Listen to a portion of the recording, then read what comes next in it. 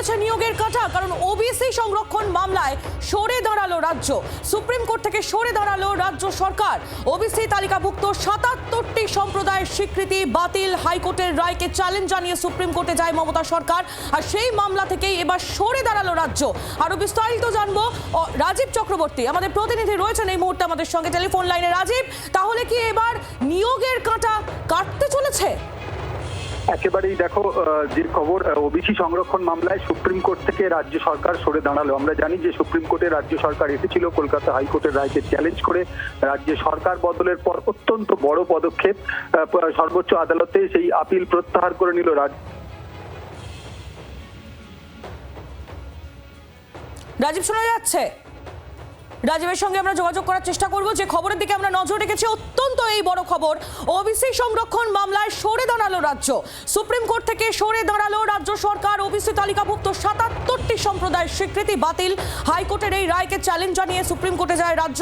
মমতার সরকার সুপ্রিম কোর্টে যাওয়ার বিড়ম্বনা, সর্বোচ্চ আদালতের আগে আর্জি এবার প্রত্যাহার করে নিল শুভেন্দু অধিকারীর সরকার। আর এরপরেই প্রশ্ন উঠছে, তাহলে কি নিয়োগের কাঁটা কাটতে চলেছে? ওবিসি সংরক্ষণ মামলায় সরে দাঁড়ালো রাজ্য। সুপ্রিম কোর্ট থেকে সরে দাঁড়ালো রাজ্য সরকার। গতকাল এ নিয়ে ইঙ্গিতও দিয়েছিলেন মুখ্যমন্ত্রী শুভেন্দু অধিকারী। শোনাবো সেই বক্তব্য। বিধানসভা আইন আনলে হবে না, সুপ্রিম কোর্টে গেছিল বিগত রাজ্য সরকার। আজকে সুপ্রিম কোর্টের সামার খুলেছে 8ই জুলাই। আজকে মেনশন করা হয়েছে আগামী কয়েকদিনের মধ্যে সুপ্রিম কোর্ট থেকে রাজ্য সরকার ওবিসি মামলার ক্ষেত্রে বেরিয়ে আসবে, এক্সিট করবে। তার ফলে যে ৬,০০০-এর পরীক্ষা আপনার মৌখিক হয়ে গেছে, বাকি যে ৬,০০০-এর মৌখিক বাকি আছে সেটাও হয়ে যাবে। আর আমরা সংকল্পপত্রে দেওয়া কথা অনুযায়ী কোনো রাজনৈতিক লোক নিয়োগ প্রক্রিয়াতে থাকবে না। মুখ্যমন্ত্রী শুভেন্দু অধিকারীর গতকালের বক্তব্য তুলে ধরলাম আপনাদের সামনে। কথা বলবো রাজীবের সঙ্গে, যোগাযোগ করেছি আমরা আবার, আমাদের প্রতিনিধি রয়েছেন টেলিফোন লাইনে। রাজীব, মুখ্যমন্ত্রী শুভেন্দু অধিকারী তার গতকালের বক্তব্য তিনি ইঙ্গিত দিয়েছিলেন এবং তারপরেই আজ এই বড় ডেভেলপমেন্ট।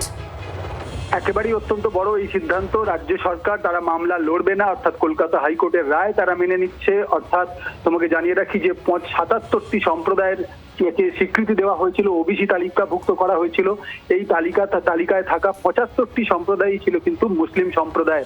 হাইকোর্টের সেই রায়কে চ্যালেঞ্জ জানিয়ে সুপ্রিম কোর্টে গিয়েছিল রাজ্য সরকার, যেখানে এই তালিকাকে বাতিল করেছিল কলকাতা হাইকোর্ট। সুপ্রিম কোর্ট থেকে সেই মামলা প্রত্যাহার করে নিল রাজ্য সরকার, পরিবর্তিত রাজ্য সরকার।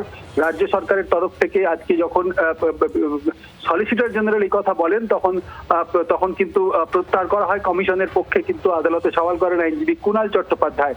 এরপর রাজ্যের আবেদন প্রত্যাহারের অনুমতি দেয় সুপ্রিম কোর্ট। তবে আদালত জানিয়ে দেয় এই মামলায় অন্য কোনো ক্ষতিগ্রস্ত পক্ষ চাইলে স্বাধীনভাবে নিজেদের আপিল দায়ের করতে পারবেন। কিন্তু আপাতত এই মামলায় জলঢালা হলো বলেই মনে করা হচ্ছে। অর্থাৎ ওবিসি সংরক্ষণ মামলায় দীর্ঘ যে আইনি জটিলতা ছিল, সেই জটিলতা কাটলো এমনটাই মনে করা হচ্ছে। এক্ষেত্রে নিয়োগের ক্ষেত্রে যে ওবিসি শংসাপত্রের কারণে বহু ক্ষেত্রে চাকরির পরীক্ষায় সমস্যা দাঁড়িয়েছিল, সেই সমস্যা কিন্তু মিটলো, যা অত্যন্ত বড় খবর এই মুহূর্তে দাঁড়িয়ে। বাংলার আওয়াজ, বাঙালির আবেগ, জি 24 ঘন্টা।